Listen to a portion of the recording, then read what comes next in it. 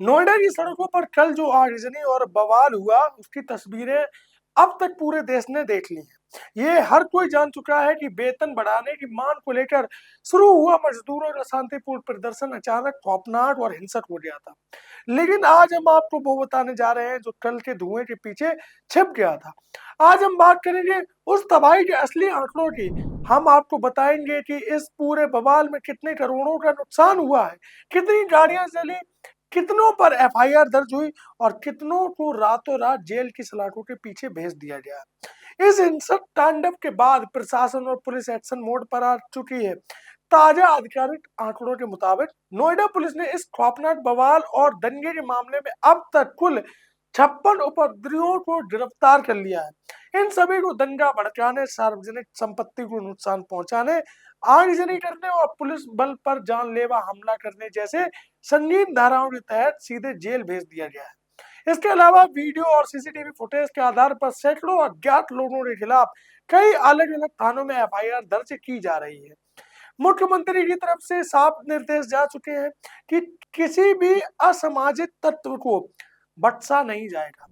Police की कई टीमें लगातार दबिश दे रही हैं और गिरफ्तारियों का ये आंकड़ा अभी और बढ़ने वाला है। अब बात करते हैं उस खौफनाक नुकसान की जिसने नोएडा की अर्थव्यवस्था और आम लोगों को गहरी चोट दी है। उपद्रवियों ने सबसे ज्यादा कहर सड़कों पर खड़ी गाड़ियों और फैक्ट्रियों की इमारतों पर बरपाया है। पुलिस रिपोर्ट के मुताबिक सेक्टर 84 में भीड़ ने सीधा कानून व्यवस्था को चुनौती देते हुए पुलिस की 2 गाड़ियों को पलट दिया और उन्हें खुले आम आग के हवाले कर दिया। सेक्टर 59 और सेक्टर 60 में कई निजी कारों में भारी तोड़फोड़ की गई और 2 मोटरसाइकिलों को पूरी तरह से फूंक दिया गया। जो आम मुसाफिर कल अपने दफ्तर या घर जा रहे थे उनकी दर्जनों गाड़ियों के शीशे चकनाचूर कर दिए गए। फैक्ट्रियों और कंपनियों का नुकसान इससे कहीं ज्यादा बड़ा है।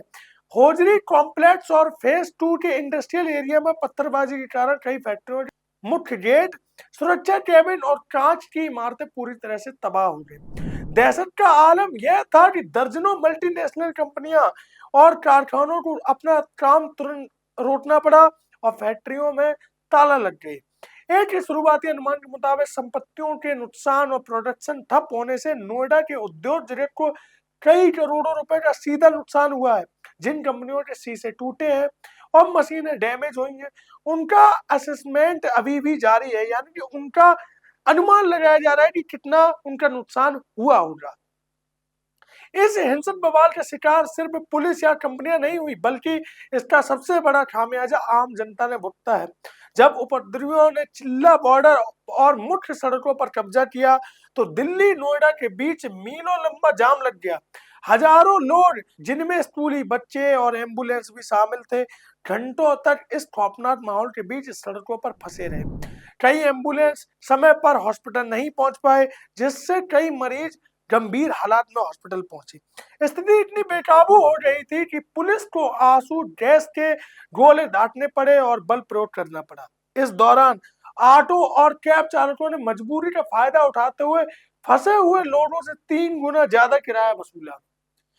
मांगे वेतन बढ़ाने की थी, लेकिन जो तरीका अपनाया गया उसने पूरे शहर को कई कदम पीछे धकेल दिया। 56 से ज्यादा लोग अब अपना भविष्य बर्बाद कर सलाखों के पीछे हैं। करोड़ों की संपत्ति राख हो चुकी है और पूरे इंडस्ट्रियल सेक्टर में खौफ का माहौल है।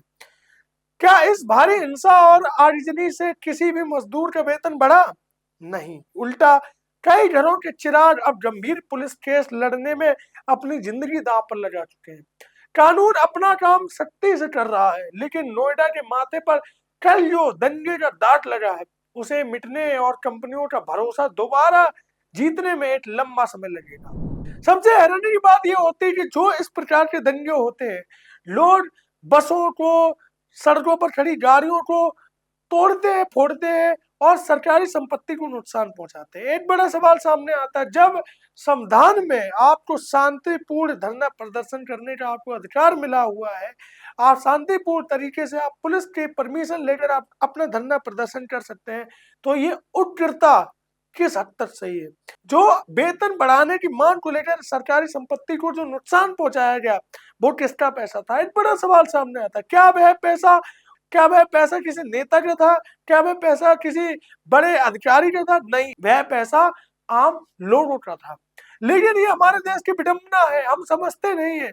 आम आदमी हमेशा इस प्रकार के दंगों में अपनी ही सार्वजनिक संपत्ति को तोड़ता है, फोड़ता है, बसों के शीशे तोड़ता है, लाइट के खंभों को तोड़ता है, बिजली के तारों को तोड़ता है और उससे कहीं न कहीं आम जनमानस को यानी कि उसको मेंटेनेंस को दोबारा से रिन्यू करने में, दोबारा से उसको रिकंस्ट्रक्शन करने में आम आदमी का जो करोड़ों रुपए का बिल बनता है, आम आदमी से जो करोड़ों रुपए लगते हैं, वो कोई छोटी बात नहीं है। ये हमें समझना चाहिए। वेतन बढ़ाने की मांग हो या कोई भी मांग हो, अगर कोई भी आपकी मांग प्रशासन से है, तो आप एक शांतिपूर्ण तरीके से धरना करके आप अपनी मांग को सरकार तक पहुंचा सकते हैं। लेकिन सड़कों पर गाड़ियों को तोड़ना, आम पब्लिक को परेशान करना, जाम लगाना, चक्का जाम करना, ये कहीं न कहीं गुंडागर्दी है। ये शांतिपूर्ण धरना प्रदर्शन का एक उदाहरण नहीं है।